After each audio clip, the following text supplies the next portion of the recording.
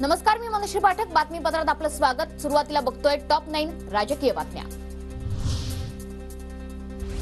भाजपसोबत जाण्यासाठी आमची कधीही सहमती नव्हती आणि राहणारही नाही. शरद पवारांनी अजित पवारांचा दावा फेटाळला. 2019च्या निकालानंतर मोठ्या उद्योगपतीच्या घरी अमित शहांसोबत शरद पवारांची बैठक. मंत्रिपदाचा फॉर्म्युला ठरल्यावरही शरद पवार मुंबईत येऊन पलटले. पहाटेच्या शपथविधीवरून अजित पवारांचा गौप्यस्फोट. पंतप्रधान नरेंद्र मोदींची आज सकाळी 9 वाजता नांदेडमध्ये सभा. महायुतीचे उमेदवार प्रताप चिखलीकर यांच्या प्रचारार्थ सभेचं आयोजन. फडणवीस, बावनकुळे, अशोक चव्हाण उपस्थित राहणार. पंतप्रधान मोदींची नांदेडनंतर दुपारी 12 वाजता परभणीत सभा. महायुतीचे उमेदवार महादेव जानकर यांच्या प्रचारार्थ सभा. शहरातील लक्ष्मीनगर परिसरात सभेचं आयोजन. इंदापूरमध्ये हर्षवर्धन पाटलांकडून भाजप कार्यकर्त्यांचा मेळावा आयोजित. उपमुख्यमंत्री अजित पवार यांनी सहकुटुंब हजेरी लावत स्नेहभोजन केलं. छत्रपती कुटुंबाने राजर्षी छत्रपती शाहू महाराजांच्या नावाला साजेसं काम केलं नाही.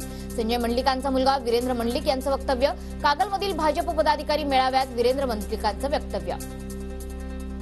छत्रपती शाहू महाराज निश्चितपणानं तुमच्या आमच्यासाठी दैवत आहे.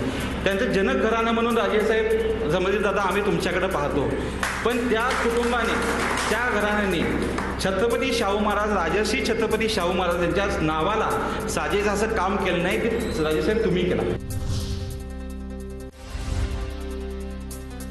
निवडणूक संपली म्हणजे काम संपलं. भाजपवर टीका करताना प्रकाश आंबेडकरांचं वक्तव्य.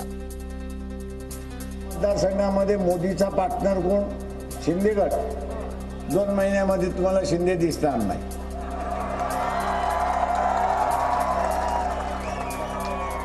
तर काय काम झालेलं असेल. इलेक्शन संपलं, काम संपलं. नवनीत राणांकडून राऊतांचा टीन टप्पर असा उल्लेख. टीन टप्पर मुंबईहून उडून येतो आणि अमरावतीच्या सुनेवर बोलतो. अमरावतीच्या सुनेला एवढ्या हलक्यात घेऊ नका, राणांचा राऊतांना इशारा. अमरावती को इतने हल्के में नहीं लेना और अमरावती की बहू को तो उससे भी ज्यादा हल्के में मत लेना. एक आधा टीन टप्पर मुंबईवरनं उडून येते, त्या सुनीला सांगतात आणि असे असे शब्द सांगतात की तुम्ही ऐकू शकत नाही, मी ऐकू शकत नाही.